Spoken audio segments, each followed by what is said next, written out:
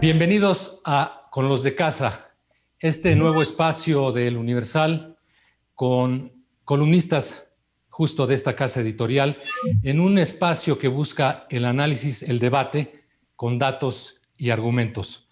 Nos acompañan en este espacio, en este nuevo programa, Con los de Casa, Valeria Moy. Hola, Valeria. Hola, buenas tardes, buenas noches. Maite Azuela. Hola, Maite. Hola, qué gusto estar aquí. ¿Qué tal? ¿Cómo están? Nos acompaña Juan Pablo Becerra Costa. David, qué gusto, un gustazo estar aquí con ustedes. Y Héctor de Mauleón. Muy buenas noches. En nuestro primer programa vamos a abordar algo que ocurrió muy importante hoy en Estados Unidos, el cambio de gobierno. Y justamente lo que queremos saber, lo que queremos analizar es qué clase de relación construye el presidente Andrés Manuel López Obrador y el presidente Joe Biden. Escuchemos. Aprovecho para expresar que fue buena la relación que tuvimos con el presidente Trump y creo que en beneficio de México en distintos asuntos. Fueron pocos los desencuentros, las diferencias, una en particular.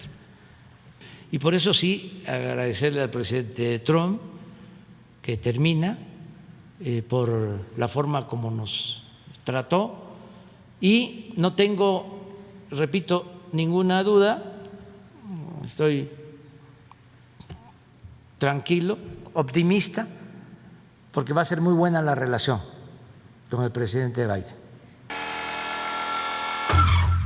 Demasiadas cortesías con un presidente que se va con un cuestionamiento de querer atacar la democracia en Estados Unidos y en un contexto donde desde este lado de México se han venido sucediendo declaraciones y hechos que parecen complicar la relación o parecerían encaminados a complicar la relación con el presidente Biden, con el nuevo presidente de Estados Unidos. Por citar algunos ejemplos, el caso Cienfuegos, este tema de querer acabar con los órganos autónomos, incluido el Instituto Federal de Telecomunicaciones, que tiene que ver con el compromisos del Tratado de Libre Comercio, en fin, con acusaciones a la DEA de haber fabricado el caso Cienfuegos. Yo quisiera preguntarles a todos qué tipo de relación está construyendo el presidente López Obrador con el nuevo presidente Biden de Estados Unidos y cómo han visto el actuar en las últimas semanas de nuestro presidente. ¿Quién quiere comenzar el debate? Pues yo me aventaría, David. Venga. La verdad es que primero sumaría agravios, ¿no? Creo que, bueno, no podemos olvidar que el presidente Andrés Manuel López Obrador visitó en plena campaña electoral y en pandemia a Trump. No felicitó a Biden por su victoria y bueno, sabemos que en estos días de proceso de transición en Estados Unidos se usaba que el presidente de México se reuniera con el presidente electo de Estados Unidos y sin embargo no conversaron hasta que López Obrador reconoció su triunfo el 14 de diciembre, ¿no? del año pasado. Y creo que, bueno, tú ya lo dijiste, el tema de la DEA y de Cienfuegos. Él advirtió que no iría, incluso todavía ni siquiera se habían lanzado las invitaciones, pero advirtió que no iría a la toma de posesión de Joe Biden. Y creo que, bueno, lo más rudo para mí dentro de todos estos agravios es el que no condenó el asalto al Capitolio y sin embargo se acusó a las redes sociales de haber censurado a Trump. Entonces, pues obviamente creo que se queda con cierta nostalgia, ¿no? Del expresidente, porque se sentía muy cómodo, se sentía hablando entre iguales, traían un mismo lenguaje, sabían comunicarse con referentes populistas y creo que eso es un poco lo que Andrés Manuel López Obrador va a extrañar ahora que Trump se va y que llega Joe Biden. Con eso iniciaría. Valeria, ¿quieres continuar? Yo creo que el presidente López Obrador ha ido, o sea, de alguna extraña manera se acostumbró a trabajar con el presidente de los Estados Unidos, con estas formas extrañas y que a los que nos gustan las instituciones no tienen ningún sentido ni ninguna razón de ser y que solo llevan a un posible deterioro. De alguna extraña manera, el presidente López Obrador y su equipo se acostumbró a trabajar con el presidente Trump, ¿no? Llevar una relación a través del cuñado, a través de la cena de no sé quién, en la casa de no sé quién. Esta relación es muy también del presidente López Obrador, no a través de instituciones. Creo que lo hemos visto desde siempre, no únicamente desde el periodo López Obrador como presidente, sino este desdén que tiene por la institucionalidad, por el orden de las cosas, por los protocolos y por cómo se tienen que llevar ciertos procesos. En eso hicieron clic. También en otras cosas, pero me parece que en eso hicieron clic, en la parte de llevar una relación de forma quizás más informal, en detrimento de la institucionalidad y en detrimento de todos los procesos.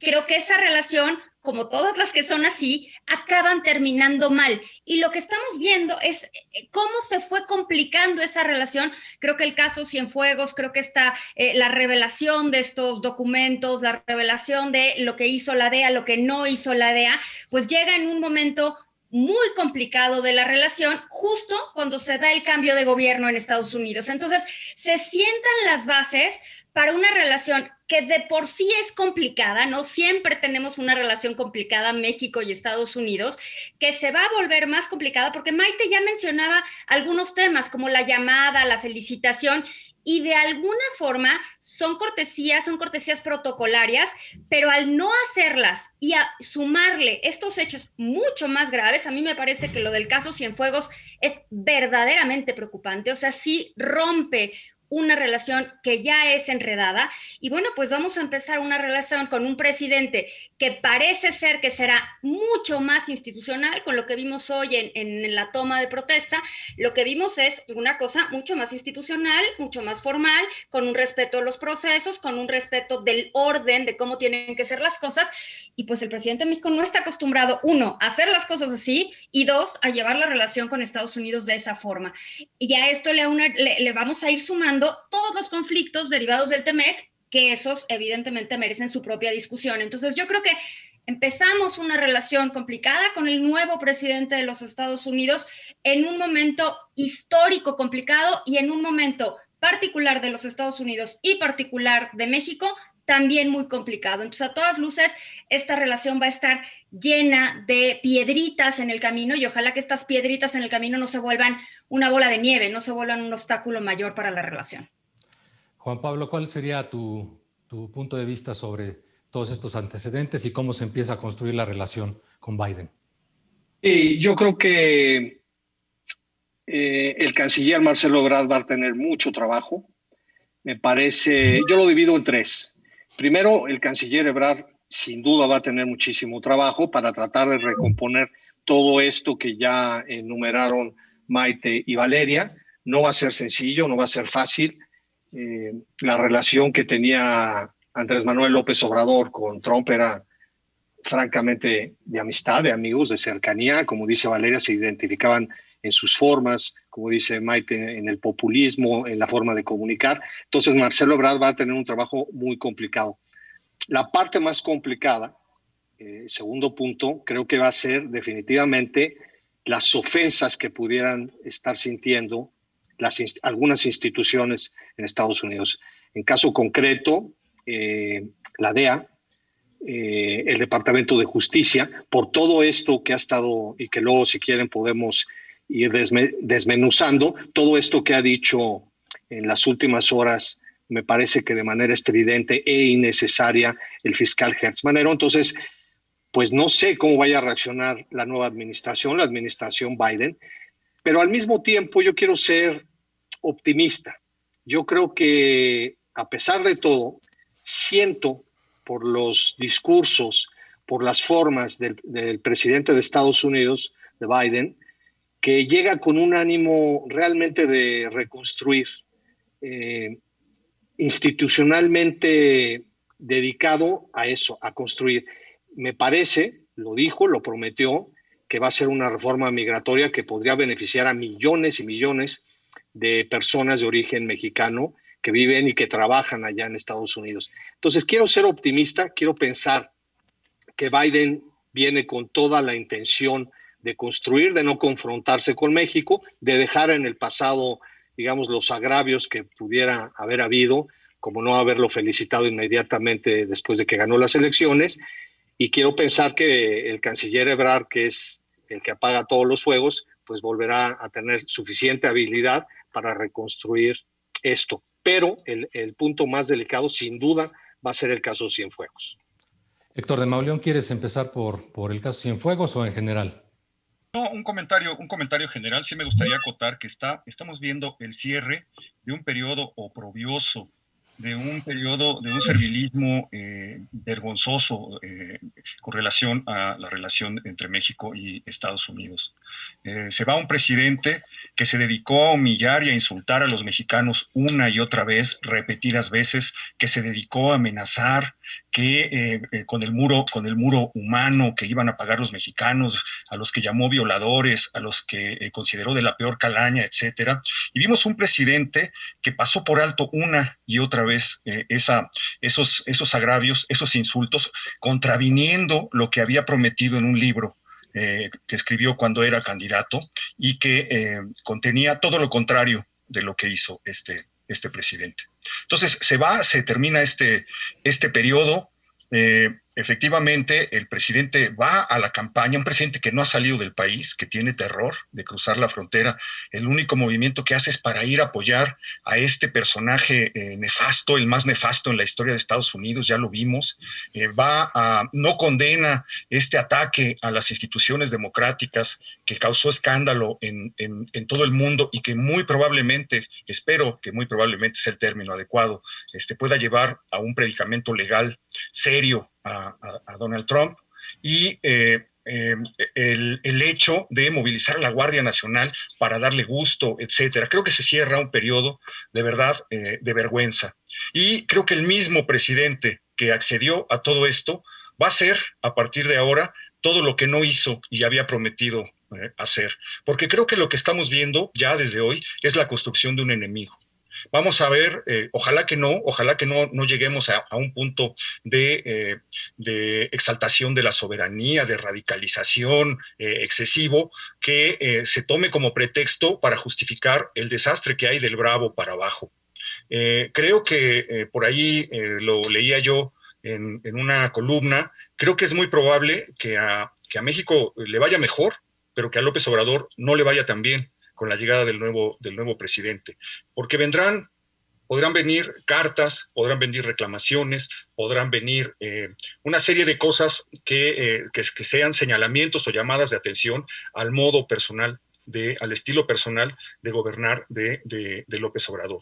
Y luego los temas centrales que vamos a enfrentar, que van desde la seguridad, no va a ser la misma relación que tuvo México con Donald Trump, que fue en términos de seguridad, mucho de palabra hasta que estalló lo de la DEA. Pero efectivamente, el capítulo de la DEA es un parteaguas que nos pone de uno y otro lado de la frontera en un terreno absolutamente pantanoso. Pero muchas de las cosas de la agenda de Biden van a chocar con muchas de las cosas que tiene en la cabeza López Obrador. Y creo que por ahí va a ser el principio de los problemas que vamos a ver. El cambio climático, las energías limpias, una visión incluso de la política global. Siguiendo lo que comentaba Juan Pablo, se atraviesa en esta, no sé si llamarla construcción o deconstrucción de la relación bilateral con el nuevo presidente, se atraviesa el fiscal general de la República, un fiscal autónomo, pero parecería que acompaña todo este discurso de empezarse a confrontar con el gobierno de Estados Unidos en la etapa final, a unos días de que terminara el gobierno de Trump, pero confrontarse de esa forma y tan coloquial con la DEA, de que presentaron un caso endeble y luego se rajaron y luego suelta otra frase que dice, y están locos, y luego, y no nos vamos a dejar.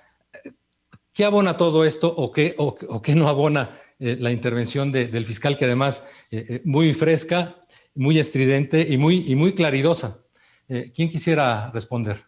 A ver, si quieres, inicio yo para retomarlo, porque lo mencioné. Entonces, lo divido en dos partes. Primero, la estridencia a lo largo de todas las entrevistas que dio ayer el fiscal Hertz Manero, pues me parece innecesaria. Ya mencionaste, les dice locos, farsantes, mentirosos.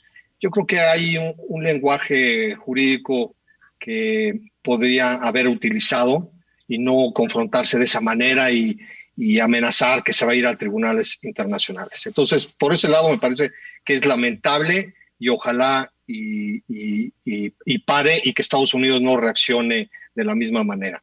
Ahora, lo que tiene que ver con este caso, el caso Cienfuegos, ahí yo creo que sí voy a ir con el fiscal, porque lo voy a poner en términos de una redacción, David. Lo voy a poner en términos de reporteriles. A mí me llega un reportero, si yo soy director o subdirector de un medio, y me llega con un reportaje como las pruebas que envió el gobierno de Estados Unidos a México, y me dice, mira, tengo aquí este reportaje donde puedo comprobar que el general Cienfuegos es un narco, que tenía vínculos con el narco, y las pruebas son estos mensajes de BlackBerry.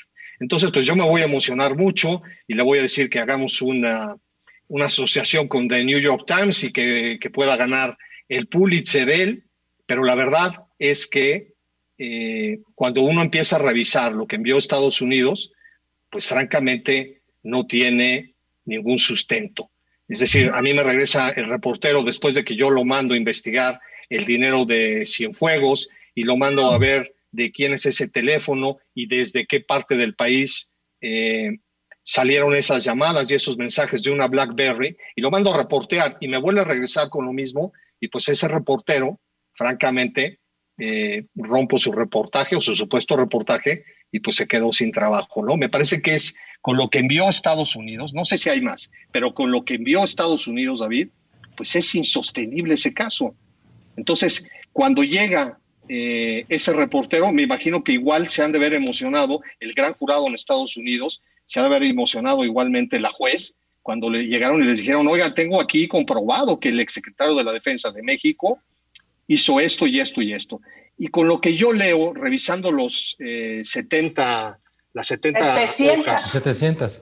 Perdón, las 700 hojas de esto, revisando la parte fundamental que son, digamos, el intercambio de mensajes que le adjudican al general, pues es insostenible. Entonces, pues, ¿qué querían que hiciera el fiscal mexicano con eso? Pues espero que haber investigado quién era el dueño de ese teléfono, de dónde salían esos mensajes, y ya vimos que el dinero del general, pues por lo menos lo que se ha reporteado, no hay, digamos, diferencia entre lo que ganaba ese señor y lo que tiene y lo que posee.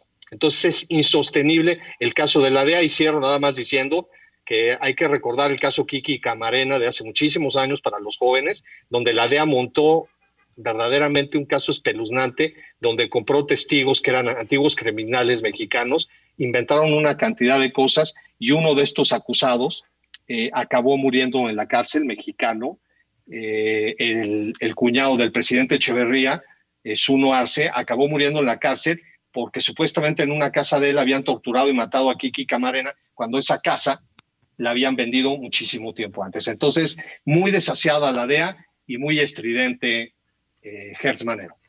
Maite, pues mira, yo sí quería, a mí me gusta que ahora sí vayamos a tener debate, porque yo no coincido con Juan Pablo, sobre todo en dos aspectos. El primero, sí coincido con la estridencia, obviamente, de Hertz, pero me parece que su estridencia es proporcional a la falta de elementos que tiene para descalificar la investigación, que no solo es de la DEA, y es a lo que voy.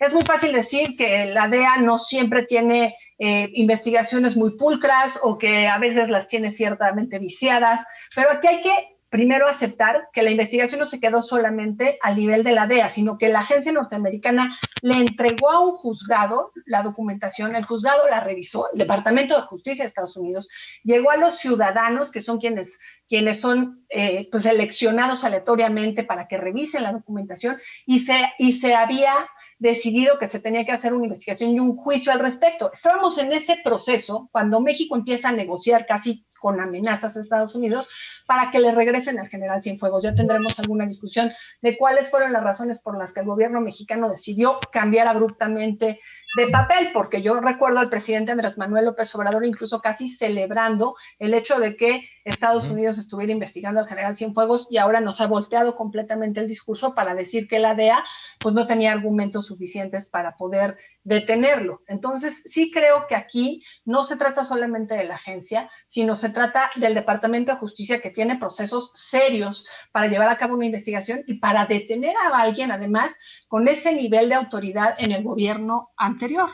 A esto lo que yo sumaría es que la llegada de Biden pues sí va a modificar las reacciones que haya por parte del gobierno de Estados Unidos, en donde Trump probablemente ya hubiera guardado silencio ante la exoneración. Aquí el Departamento de Justicia ya está advirtiendo que el gobierno mexicano está violando el Tratado de Asistencia Legal Mutua, cosa que no es menor, y sí creo que eso va a romper mucho la confianza que se tenía en términos de compartir información de justicia y de seguridad en México. Y no es cosa menor que aún siendo el gobierno de Trump, el ex embajador de Estados Unidos, Christopher Landau, salga diciendo que México se quedó con un pendiente en términos de no solo de migrantes, sino de seguridad.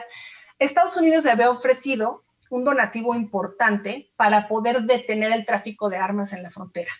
Y lo que anuncia el ex embajador a la hora de partir del país es que México nunca quiso aceptar esa donación. Entiendo que era como de algún tipo de infraestructura para poder evitar que las armas entraran tanto en la frontera norte como en la frontera sur.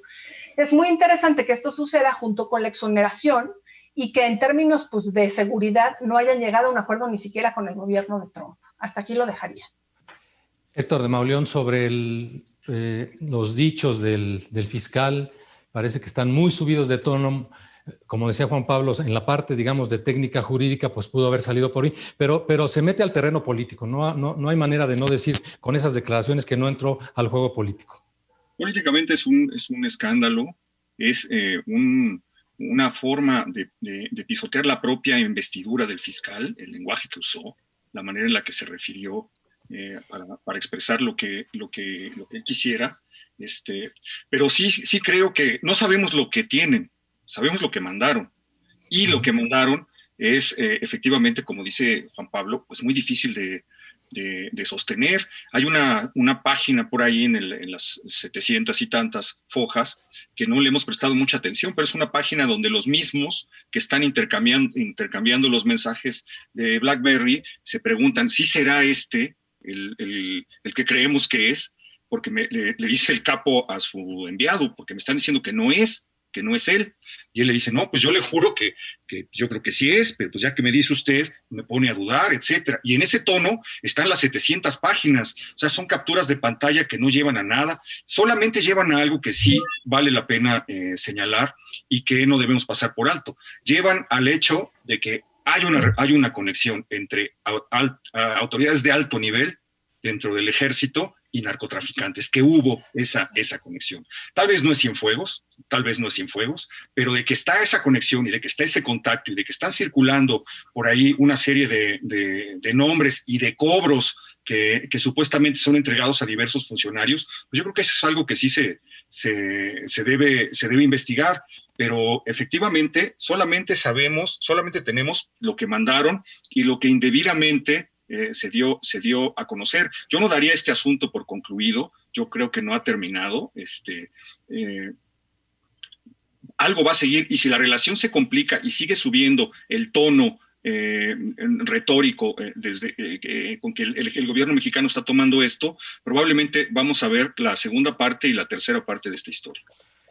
Con lo que conocemos, Valeria, pareciera que la DEA quiere armar un caso pues muy, muy grande, casi poner al Estado mexicano en el banquillo de los acusados, en una investigación muy local de narcotraficantes en Las Vegas, en fin, comunicaciones que interviene, y con lo que se presenta, parecería que el gobierno de México sí tiene razón en descalificar la información, el documento, el expediente que se envió, y también parecería que justifica el hecho de que haya modificado la Ley de Seguridad Nacional para controlar a los agentes extranjeros acreditados en México, porque fue una investigación de más de 7 años de la DEA en la que no se compartió nada con el gobierno de México. Entonces me parece que esa descortesía o esa falta de sensibilidad o de creer que ya tenían un super caso y para qué se los contamos a los mexicanos si todos son unos corruptos, parecería que esa parte sí le da de alguna manera la razón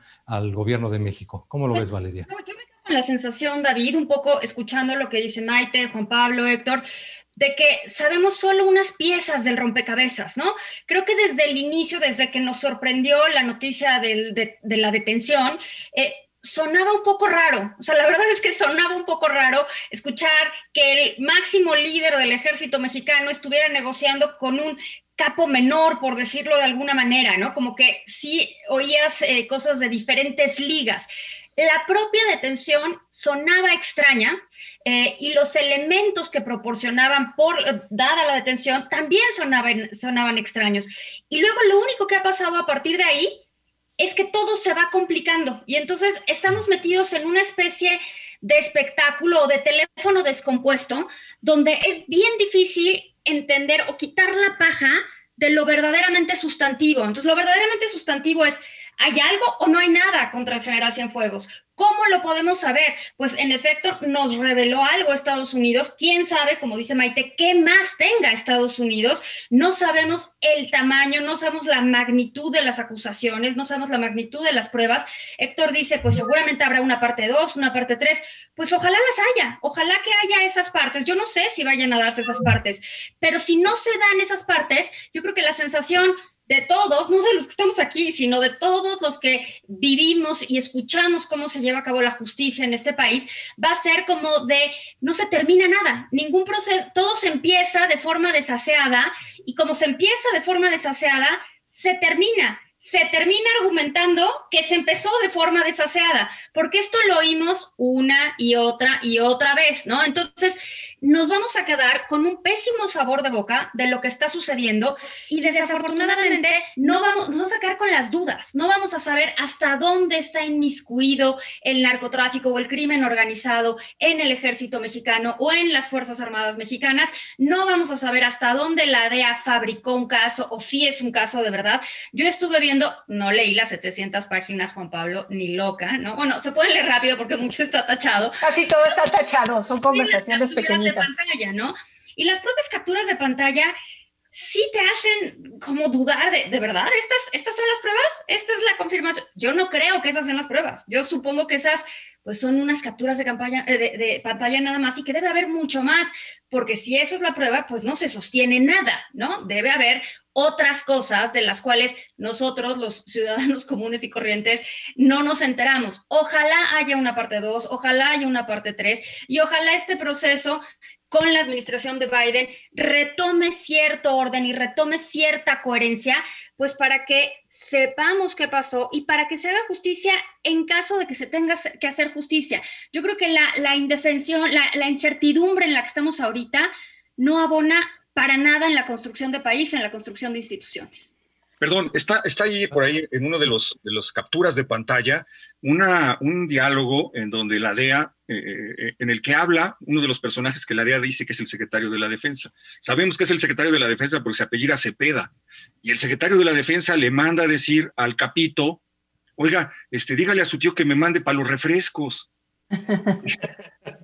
Entonces, estamos viendo como dos ligas de ¿qué? No, es algo que de verdad te echa a reír y te provoca pues una extra, por decirlo de la manera más amable, una extrañeza sin límite. ¿Cómo es posible que hayamos llegado a este punto a partir de lo que llegó, a partir de lo que está ahí? En ese sentido, no es la primera vez que la DEA se resbala de esta manera. Sí, claro.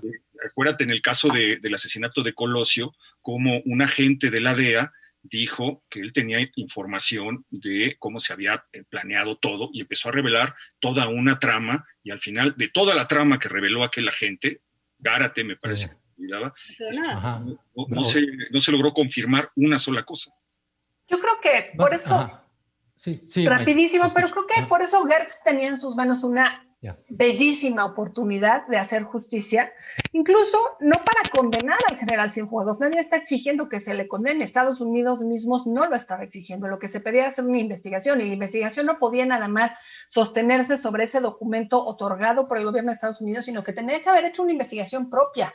Hoy en día lo que pedimos es que sea transparente y lo que te entregan es esas 770 y tantas páginas que en realidad el 80% está reservado por cuestiones, no sabemos, porque de seguridad no son claramente ni datos personales, pues probablemente cuáles sean las razones de las reservas, nos gustaría que nos lo dijera la Fiscalía. Y lo que sí vemos es que pues fue muy rápido, no conocemos los nombres de quienes llevaron a cabo la investigación en México y por eso se habla de una exoneración, no de una investigación que nos llevó a un juicio en donde pudiéramos exculparlo claramente o decir, bueno, si es responsable por tal, tal y tal. Perdió esa oportunidad el fiscal. Y el fiscal, lo que no se alcanza a entender es por qué el fiscal sale de esta manera y, por ejemplo, con frases tan rudas, esto de no nos vamos a dejar, parece que sale de Palacio Nacional, pero esta otra de palabras más, palabras menos, no me quieren dar en la madre. O sea, ¿de qué está hablando ahí el fiscal? ¿De qué está hablando ahí, Pablo? El fiscal muy mal, o sea, está mezclando una serie de cosas, ¿no? Lo estaba escuchando yo ayer en diversas entrevistas y entonces está mezclando todo indebidamente. En lugar de centrarse en el caso Cienfuegos y de decir, a ver, si Estados Unidos, como dice Héctor, que va a haber segunda, tercera, cuarta parte, tiene más pruebas, a ver, que nos aporte más pruebas. Si sabe que el general Cienfuegos construyó empresas fantasmas como la estafa maestra y ahí está el dinero que recibía de los narcos, a ver, que nos ayude a investigar. Pero en vez de eso, empieza a gritar, porque gritó, a callar a los entrevistados porque los calló, y empieza a mezclar críticas que se le han hecho a él en diferentes momentos con el caso. Entonces lo toman personal y no me voy a dejar, y esto lo voy a llevar a juicio, y la ONU, y casi se quiere ir a La Haya. Entonces, esa estridencia de este señor no abona en nada, como dice Maite, a la seriedad que tiene que haber en las relaciones de seguridad y de las instituciones que tienen ambos países para combatir el crimen organizado. En ese sentido, creo que el fiscal sí le ha hecho daño, y vamos a ver de qué tamaño le ha hecho daño, a ver cómo se deterioraron estas relaciones, porque creo que va a perjudicar a México, que Estados Unidos no quiere intercambiar información por estos aspavientos innecesarios, injustificables y yo creo que inadmisibles de Gertz Manero. ¿Alguien más antes de entrar a una última intervención? Perdón, déjame agregar una pequeña cosa. Más allá del aspaviento, que sí, sin duda me parece que no abona a nada, ¿con qué ganas se va a quedar cualquier país de colaborar con México? O sea, a lo mejor yo hay algo que no estoy entendiendo, pero si México revela algo que se supone que no debería revelar, y, así es. O sea, ¿con qué ganas se queda cualquier? O sea, México se va a quedar como el soplón de esta historia, ¿no? Como soltó la información que no debería soltar, violando toda serie de acuerdos y de tratados internacionales. A mí me parece muy grave, o sea, porque nos va a dejar de alguna forma como en un desamparo institucional en temas de seguridad. O sea, ¿con qué ganas vamos? Justicia, de justicia. ¿Con qué ganas va a cooperar cualquier jugador internacional con un país que suelta así la información? Y con esto no estoy diciendo, ay, mira la DEA que bien hizo su investigación. No tiene nada que ver, ¿no? La DEA habrá hecho un relajo, pero esa es otra historia. La parte que nos tocaba a nosotros como país, no la hicimos bien. Y en ese sentido salimos muy mal librados de este problema, revelando la información de la forma en la que se reveló por una instrucción del presidente. Me parece que esto, pues sí, cruza varios límites, cruza varias fronteras y nos hace ver mal por cualquiera de esas fronteras. ¿Alguien más o hacemos la última intervención? Porque la relación bilateral no es solamente este caso. ¿Querías decir algo, Héctor? Sí, redundar en esto, que no fue absuelto. Ellos dicen simplemente que lo devolvieron por una razón de orden diplomático y que se reservan el derecho de continuar con la investigación. Eso no podemos cerrar los ojos a esa realidad. Algo está pasando después de una investigación de 7 años y algo los llevó a desbarrar de esta manera, si queremos ponerlo así.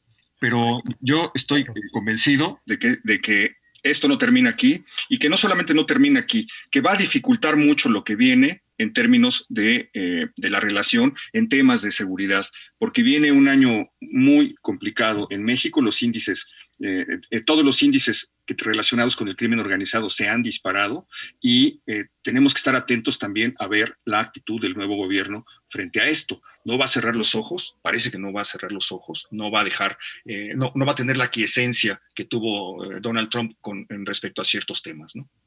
Ya que tocaste el tema de seguridad, me gustaría con Maite. ¿Qué esperamos de la relación de López Obrador-Biden en el terreno de migración, derechos humanos, militares actuando en el terreno civil? ¿Qué esperamos ahí, Maite? Pues mira, yo creo que la había tenido muy fácil Andrés Manuel López Obrador con Trump, cuando la única condición de la relación bilateral era realmente la parte de la franja de la Guardia Nacional a disposición de Estados Unidos en la frontera sur de nuestro país y con algunas pequeñas localizaciones en la norte. Yo creo que ahora va a ser un poquito más complejo que eso. Estamos viendo a un Biden que está anunciando ya una política migratoria distinta, incluso más abierta a respetar derechos humanos, lo cual le va a complicar a México la administración del paso de, ahorita incluso estamos viendo ya la llegada de una caravana en plena pandemia que hace muy compleja la reacción porque no puede ser nada más autoritario, como sucedió en años previos con Trump. Entonces sí creo que ahí vamos a tener dificultades de poder ahora sí que revertir lo que ya se venía haciendo para poder tomar una ruta más respetuosa de los derechos humanos en términos de migración. Creo que otra de las cosas que va a cambiar, como bien decían, es el tema de cambio climático. Hoy Biden, llegando, firmó 2 órdenes ejecutivas. La primera tiene que ver con la pandemia, ojalá esa fuera la prioridad de este gobierno, ¿no? Y la segunda tiene que ver con cambio climático, con energías limpias. ¿Qué pasa con que nuestro territorio, pues lo que se está proponiendo es justamente lo contrario, ¿no? Estamos teniendo refinerías, estamos construyendo un Tren Maya, entonces ahí veo que va a haber rispideces y dificultades de relación, pero ojalá, yo sí confío en el canciller, estoy con Juan Pablo en eso, va a tener mucho trabajo, pero creo que tiene las tablas y las posibilidades de poder reacomodar algunas cosas, otras se le van a escapar de las manos porque sí responden a una institucionalidad que no depende de él, ¿no? Energías limpias, dice Maite, Valeria. ¿Qué otros, en el terreno económico, qué esperamos? Porque hay diferencias, desde luego, en lo que hemos estado viendo. Energías limpias, el no compromiso con la inversión o no respetar los compromisos de la inversión de extranjera en México. En fin, ¿qué esperas ahí, Valeria? Bueno, yo supongo que va a venir una época, una racha, incluso ahorita empezando la administración de Biden, donde empezaremos a ver algunos resultados derivados de lo que está plasmado en el TEMEC. Por ejemplo, la parte laboral. En el TEMEC quedó muy claro un tema laboral, unas restricciones en materia, no son restricciones, pero Estados Unidos se queda con el derecho de revisar cómo se están acatando las normas, las disposiciones laborales en México, y se queda también con la facultad de ver cómo están operando los sindicatos en México. Una cosa rarísima, porque esto no es recíproco, no está metido Canadá, entonces es una cosa rarísima en la cual México cedió a cambio de otras cosas, fue de último momento, fue una mala negociación de SEADE, pero bueno, así quedó. Entonces, la expectativa es que en estos primeros días de la administración de Biden veremos una serie de demandas en temas laborales. Creo que no sería sorpresa que las recibiéramos, y a mí lo que me gustaría pensar, y ahora sí que estoy casi que cruzando los dedos, es que la Secretaría de Economía esté lista para atender esos temas, que la Secretaría de Economía en conjunto con quien lo tenga que ver, que seguramente va a haber muchos involucrados en este tema, estén listos para resolver el tema, porque si no se resuelve, sí pueden meter a la industria exportadora en México en un serio problema. Como está planteada estas disposiciones laborales, es si una empresa, si alguien en Estados Unidos considera que en México una empresa exportadora, una empresa relacionada con las cadenas productivas, viola alguna disposición laboral, cosa que es muy usual en términos, sobre todo en términos sindicales, o sea, no quiero justificarlo, pero quiero reconocer que así es, ¿no? Esta persona en Estados Unidos puede hablar a una línea anónima, donde se queda como registrada la queja, y a partir de ese momento puede iniciarse un proceso a partir del cual se puede detener la exportación de esa empresa en particular, de esa empresa mexicana en particular, en lo que se dirime el conflicto. Es decir, se para la exportación, le frenan esa capacidad productiva un rato en lo que ven si es cierto. A mí me parece que eso puede ser peligrosísimo. Si tiene el potencial de mejorar las condiciones laborales de los trabajadores mexicanos, a mí me parece que eso está muy bien, porque sí tenemos una estructura laboral, hay que reconocer, con muchísimas fallas, en particular en lo que hace a los sindicatos. Si estas medidas se hacen encaminadas a que el funcionamiento laboral, el trato a los trabajadores, el trato salarial, a que todo eso funcione mejor, me parece muy bien. Nos costará, pero me parece que es lo correcto. Si se usan estas medidas como tema proteccionista, como un pretexto para proteger a la industria en Estados Unidos, entonces sí me parece que vamos a estar en un tema muy delicado y la línea puede ser muy tenue. Entonces tenemos que estar muy atentos para ver si en efecto hay que resolver temas laborales de verdad o son temas meramente que justifican una medida proteccionista por parte de Estados Unidos. Y eso no va a ser trivial, ese conflicto no va a ser trivial. Por supuesto tenemos el tema energético, que ahí sí yo creo que nos vamos a meter en serios problemas, porque bueno, Biden trae una agenda energética limpia, veremos hasta dónde puede hacerlo, veremos si su capacidad de negociación con los lobbies del carbón, pero esa es otra historia. Su idea, su agenda es vamos a movernos a energía limpia, que además hacia allá va el futuro, o sea, ya olvídate de la agenda de Biden o de la agenda de... O sea, hacia allá va el mundo. Yo te podría decir, a mí me encanta marcar en mi teléfono de disco, pero ¿qué crees? Ya no existen, ¿no? Entonces, el mundo va hacia esas energías. Nosotros estamos queriendo regresar al teléfono de disco, nosotros estamos queriendo regresar a energías sucias. Vamos tratando de darle la vuelta al revés al planeta y simplemente no vamos a poder. Vamos en contra de la administración de nuestro principal socio comercial y vamos en contra de lo planteado en nuestro propio tratado, el tratado que nosotros firmamos. Entonces sí creo que ahí vamos a tener conflictos que no van a ser sencillos. El presidente dijo el otro día muy abiertamente y así de una manera muy casual, ¿no? Pues revisamos el TEMEC, ¿no?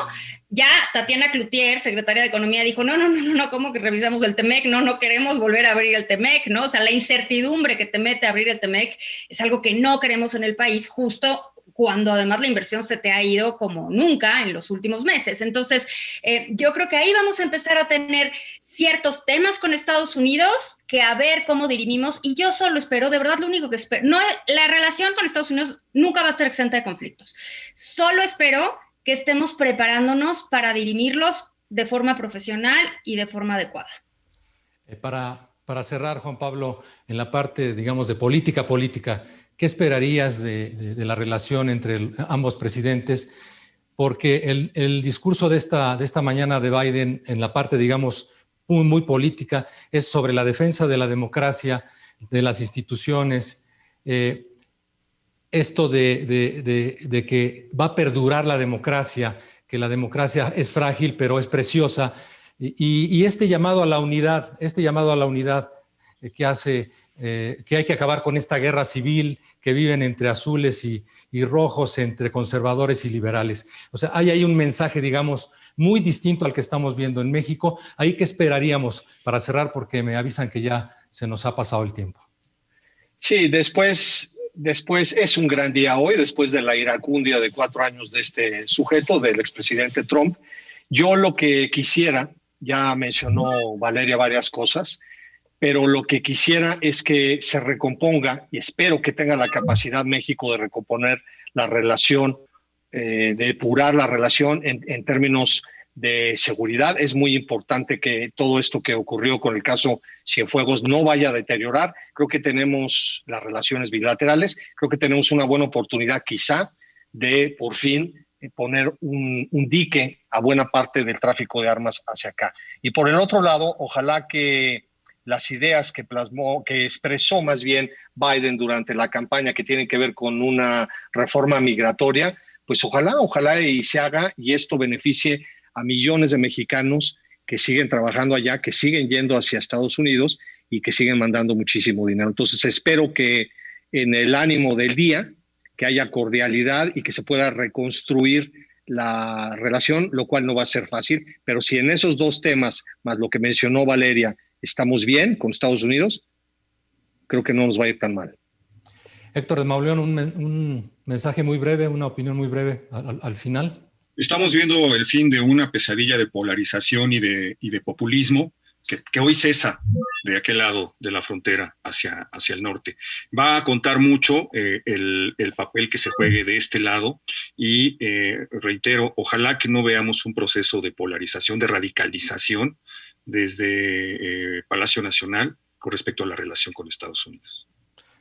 Pues muchas gracias. Hemos llegado al final de nuestro primer programa con los de casa, hecho pues por columnistas de nuestra casa, con un perfil muy específico, y les agradecemos mucho su presencia, Valeria Moy, Maite Azuela, Héctor de Mauleón y Juan Pablo Becerra Costa. Nos vemos la próxima semana. Nos vemos por las plataformas digitales del Universal a las 8:30 de la noche. Muchísimas gracias, los esperamos.